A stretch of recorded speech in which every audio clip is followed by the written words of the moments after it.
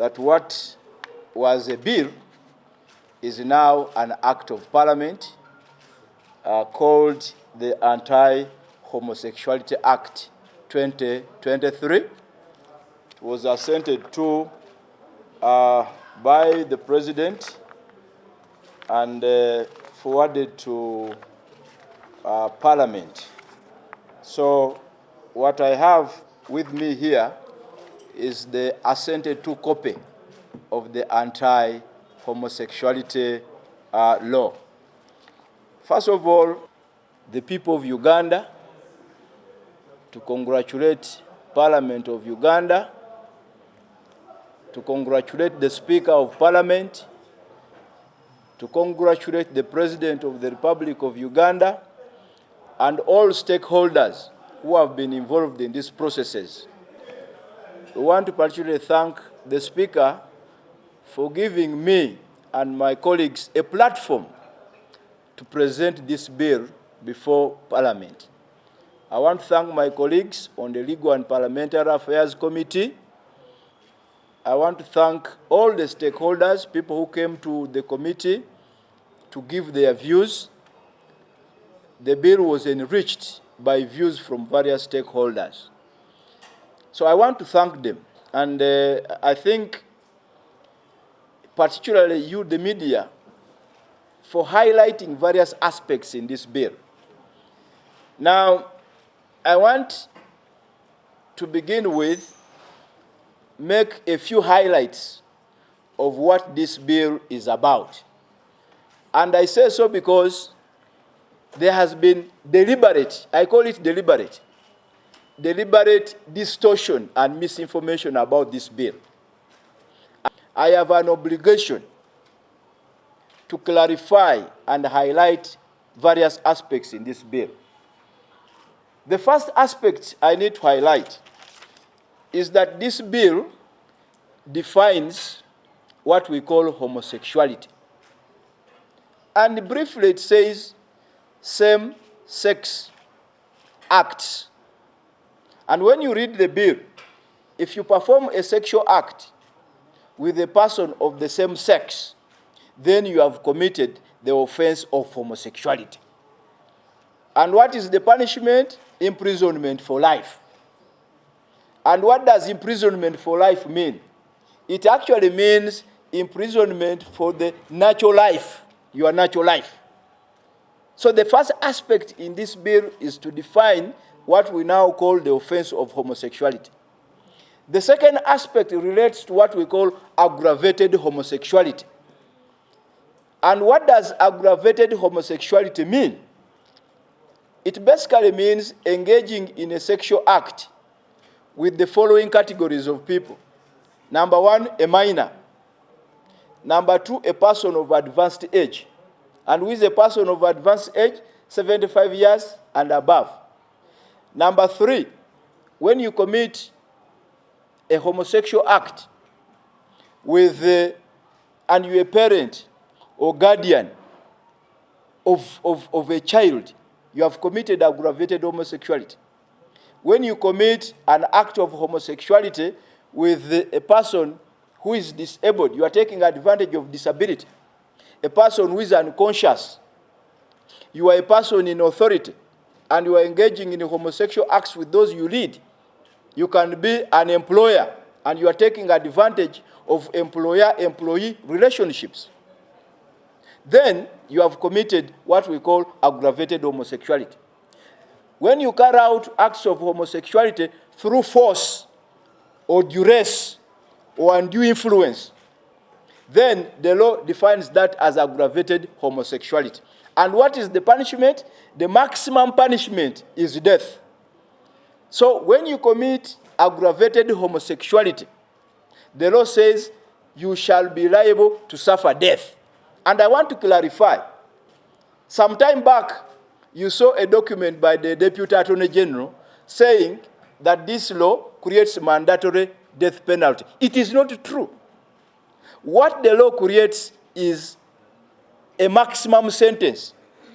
Therefore, the courts can decide not to impose the maximum sentence of death. And again, for clarification, nowhere in our laws is it indicated that we have no death penalty. Because people want to create an impression that this is the first piece of legislation in Uganda that talks about death penalty. It is not. It is not the first, neither will it be the last.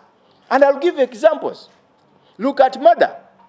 When you commit the offense of murder, what is the maximum sentence? It is death. Look at terrorism.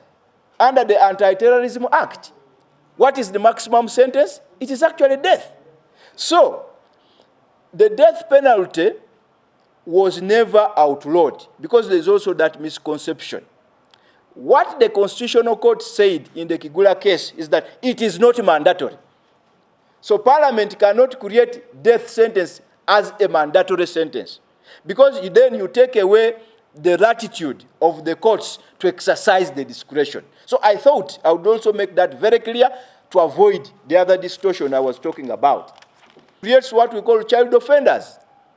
Now, child offenders don't suffer the same penalties like adult offenders.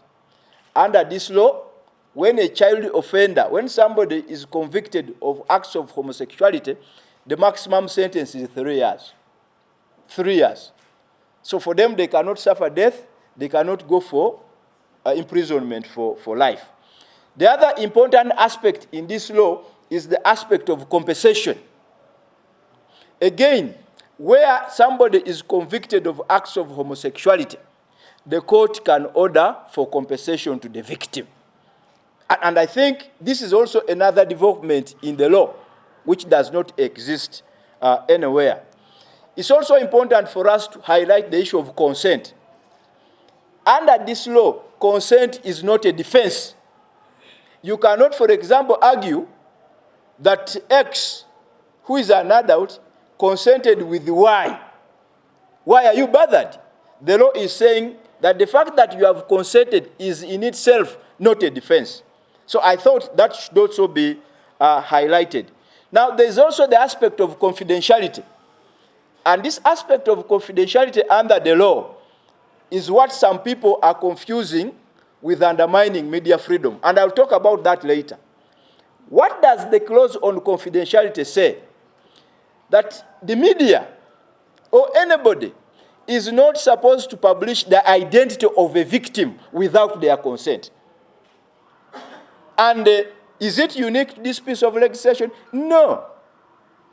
So the media or anybody in public space, the law criminalizes anything to do with disclosing, publishing the identity of a victim without his or her consent or without authorization of the court.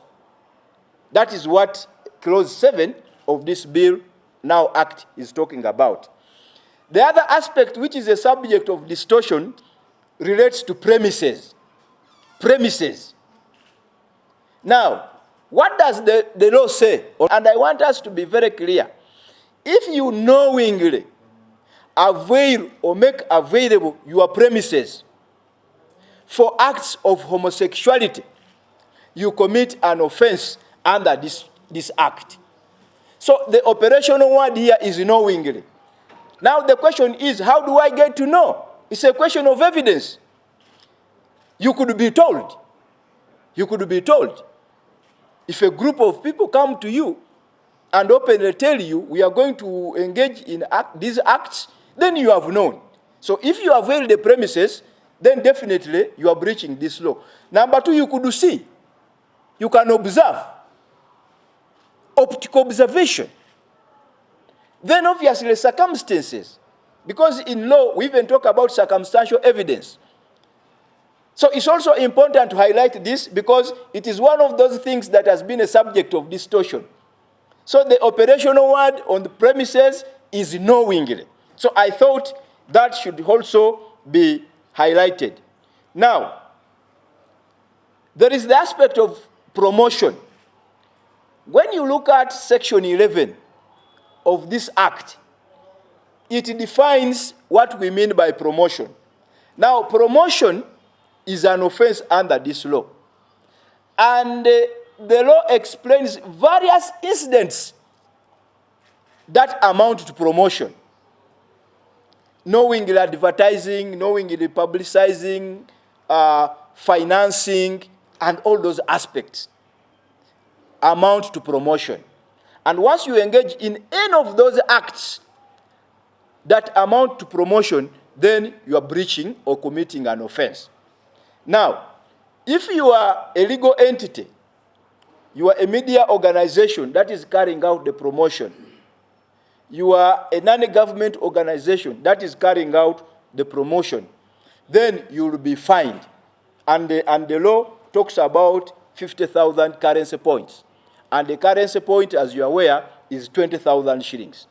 So, you need to understand where you draw the line. Aspects of promotion are in effect outlawed under this law. Then there is also the other aspect of failure to report acts of homosexuality. Homosexuality is limited to two incidents. One, if you get to know that a child has been a victim of homosexuality and you don't report, or if you get to know that a vulnerable person has been a victim of homosexuality and you don't report, you commit an offense. So failure to report is only limited to two categories of people, where a child is a victim or where a vulnerable person is a victim. And again, the law explains who a vulnerable person is. And the law also mentions who a child is. So I thought it would be important for us to understand that. Now, are these provisions in this law unique to this law? No. I have already explained that under the Anti-Terrorism Act in Uganda, there is death penalty. Under the Penal Code Act, there is death penalty. So is this anti-homosexuality law bringing a new form of penalty? No. It has been there, it will be there. Number two, on the aspect of disclosure, because you see, somebody was on TV this morning and talking about criminalizing the media and the media. Understand it from this context. There is none of your media houses that can promote terrorism. None of you. And I want anybody to say, for us, we are free to promote terrorism. Because it is an offense. So once an act has been described as an offense, you lose the freedom to promote it. And that's the basic criminal law. It's basic criminal law. You cannot, for example, run adverts calling upon people to engage in theft. Why? Because theft is a crime. You cannot engage in acts calling on people to engage in murder. Why? Because murder is a crime. So once Parliament designates an act as a crime, you lose the freedom to promote it. I think it's also important to put that into context. Finally, has the penal code been touched? Because this morning, very pedestrian. Section 145 of the Penal Code Act is intact. Very intact. It is not in any way related to this law because they deal with different things. Because this pedestrian pastor was saying, once this law, you will go to court, it will be challenged, and even if it is challenged, the Penal Code Act is intact. So I thought I would also put that into context for people to understand. Now, having said that, what then is the way forward? No actions. Number one, as I've highlighted in various fora, our colleagues in the Western world have indicated and actually actualized their threats. Visas have been cancelled. As I speak now, the speaker's visas have been cancelled for America the other day, and this is also confirmed. This is an email from U.S. Embassy. And dear Madam Speaker, the United States government has revoked your current visas on information that came available after your last issuance. As of May 12, 2023, you don't possess a valid travel visa to the U.S. though you are welcome to apply again. Please forward your passport to the embassy through Ministry of Finance so that we can make necessary modifications to your visas. I think they were looking for my visa for the US, they didn't find it. So the first victim is the, the speaker. And I understand even the UK government is doing the same.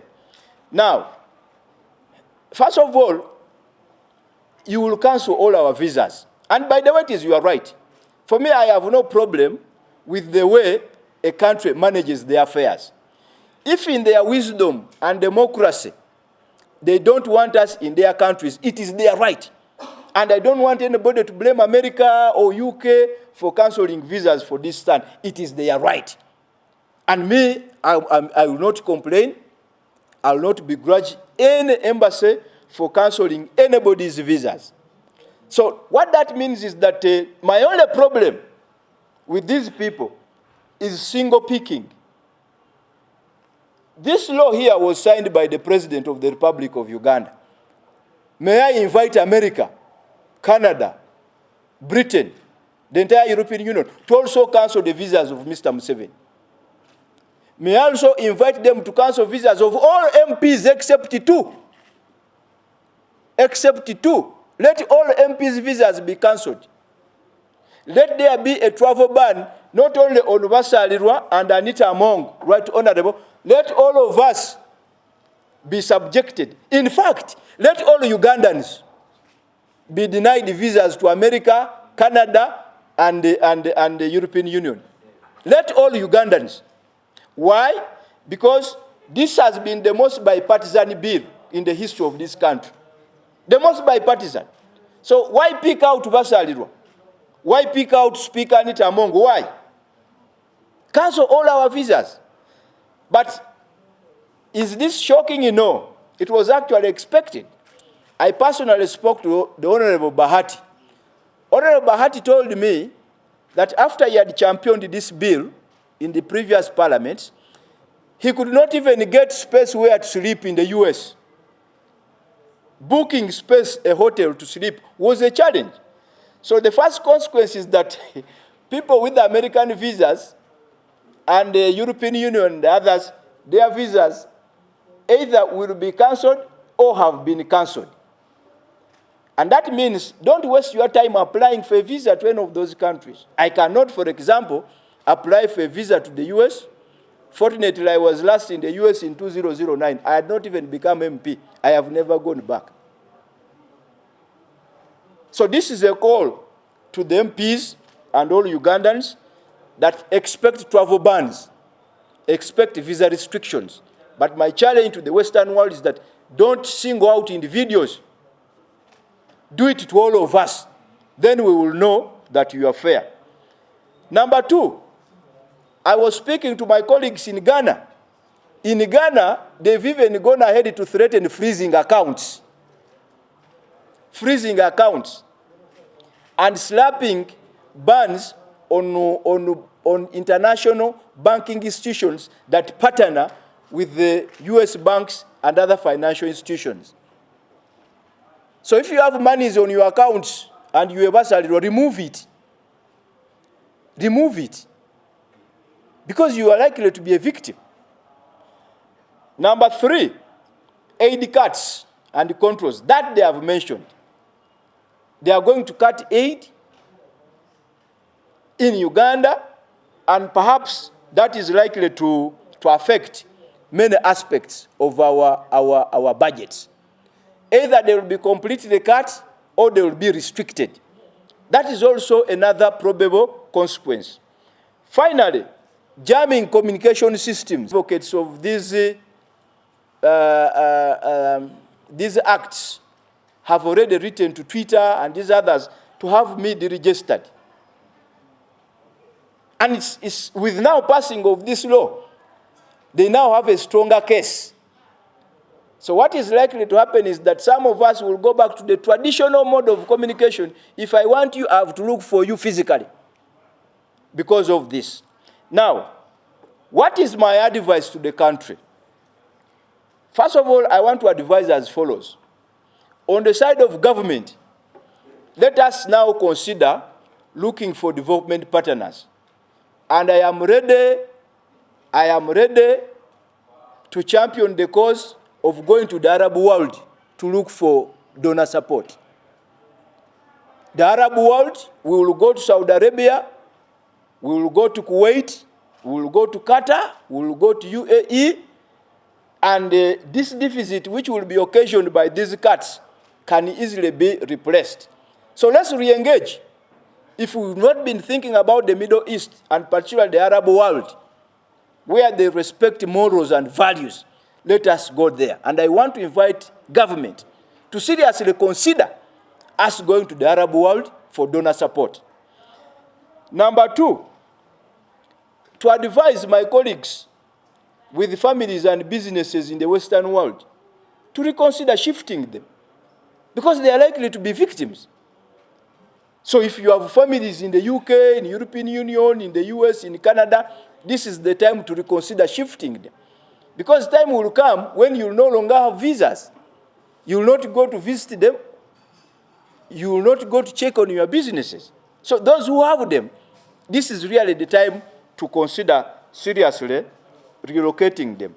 Number three, frugality. Cut or is going to be cut. It is important that we are frugal.